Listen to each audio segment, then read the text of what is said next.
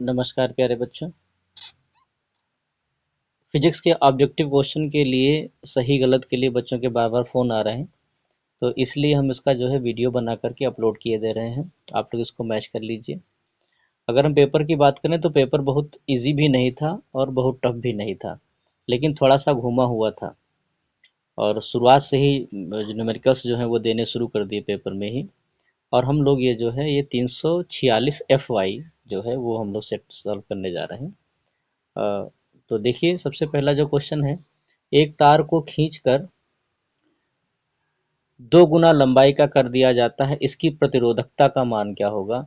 बहुत सारे बच्चे इसमें गलती किए हुए हैं। अगर प्रतिरोध पूछता है तो प्रतिरोध तो जो है वो 4 गुना हो जाएगा, लेकिन प्रतिरोधकता इसने पूछी है, इसने रो का मान पूछा है। और प्रतिरोधकता तार बदलने पर बदलती है ना, क्योंकि प्रतिरोधकता उसका गुण होता है तार का, इसलिए यह बदलेगी नहीं। अगर यहाँ पर प्रतिरोध पूछता तो ये बदल जाता, लेकिन प्रतिरोधकता नहीं बदली, इसलिए चौथा ऑप्शन अपरिवर्तित सही रहेगा। ठीक है।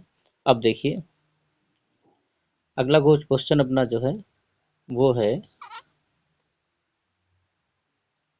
√3 अपवर्तनांक वाले प्रिज्म का अपवर्तक कोण न्यूनतम विचरण कोण के बराबर है। तो इसको हमें जो है सूत्र जो लगाना है वह लगाना है delta sine delta m+a/2 upon sine a/2 n बराबर जो होता है वो सूत्र लगाना है। तो उसको जब आप लगाओगे तो बहुत आसान, ये भी नहीं है, बायो वाले बच्चों को इसको सॉल्व करने में दिक्कत होगी। तो इसका जो आंसर है सीधे बता दे रहा हूँ मैं, ये 60 अंश जो है आपका आंसर आएगा। ठीक है, चलिए। तो अगला क्वेश्चन जो है वो है, हाँ तो इसको आप लोग टिक कर लिए होंगे। इसका जो है वो खाका थर्ड वाला, ठीक है, ये 60 अंश। ठीक, चलिए।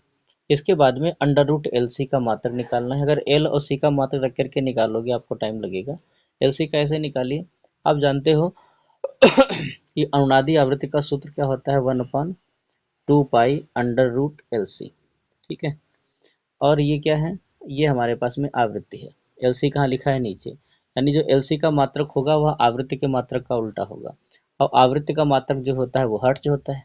तो इसका मात्रक क्या होना चाहिए, इसका मात्रक हर्ट्ज इनवर्स होना चाहिए, जो कि ऑप्शन में दिया नहीं है। इसका मतलब हमें आवृत्ति का दूसरा मात्रक ढूंढना पड़ेगा। हमारे पास आवृत्ति का दूसरा मात्रक होता है n बराबर 1/t।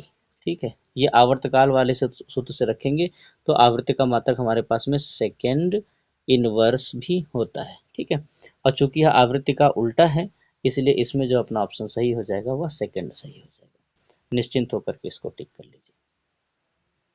चलिए, घा वाले में देखिए, इसमें इसने कहा है कार्यफलन और तरंग दैर्ध्य। हमको पता है कि कार्यफलन W बराबर h न्यू होता है, और चूंकि इसने तरंग दैर्ध्य के लिए लिया हुआ है तो W बराबर हम क्या लिखेंगे, HC अपॉन लैम्डा। यानी कार्यफलन और लैम्डा एक दूसरे के क्या है, अपोजिट है।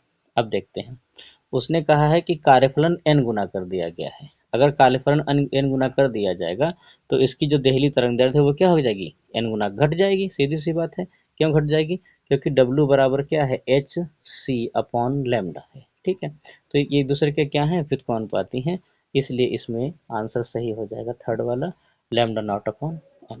चलिए, दी गई नाभिकीय प्रक्रिया में W कण है। W कण निकालना है कि ये वाला कण का क्या नाम है, ये न्यूट्रॉन है, प्रोटॉन है, इलेक्ट्रॉन है कि पॉजिट्रॉन है। कैसे निकालेंगे, ध्यान से देखिए। इधर देखिए आप तो ये है, यहाँ पर 2 लिखा हुआ है, यहाँ पर Z।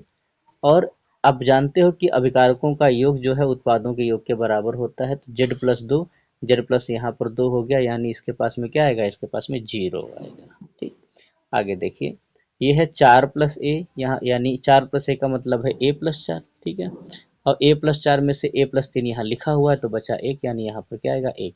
यानी W के पास में 0 1 है। इसको पहचानते हो आप, बिल्कुल, ये 0N1 लिखा हुआ है। 0N1 क्या होता है, न्यूट्रॉन होता है। तो अपना इसमें क्या सही हो जाएगा, न्यूट्रॉन सही हो जाएगा। ठीक है, अगला आंसर देखिए, चा देखिए, चा में क्या है, इसको क्वेश्चन को लगाना पड़ेगा। शंट प्रतिरोध वाला से इसमें सूत्र लगेगा। एस का मान यानी RS का मान हमने आपको सिखाया होगा, RS का मान IG, ये वाला करके निकालना होगा। इसमें हमको 10% धारा भेजनी है, यानी IS का जो मान है वो 10% भेजनी है। तो इस केस में क्या हो जाता है, इस केस में हमारा जो आंसर आएगा वो हमारा R/9 आएगा। ठीक, इसमें ये भी थोड़ा सा न्यूमेरिकल बड़ा है, और ऑब्जेक्टिव में तो खैर क्वेश्चन ये नहीं देने चाहिए, कम से कम 2 नंबर में तो इनको देने ही चाहिए, क्योंकि इसमें भी कम से कम 2 से 3 मिनट का समय लगाने में लगता है। ये सब ठीक है कि इनको ऑब्जेक्टिव में देना चाहिए। आप लोग इनको मैच कर लीजिए कि आपके कौन से सही हुए हैं, कौन से आपके गलत हुए हैं।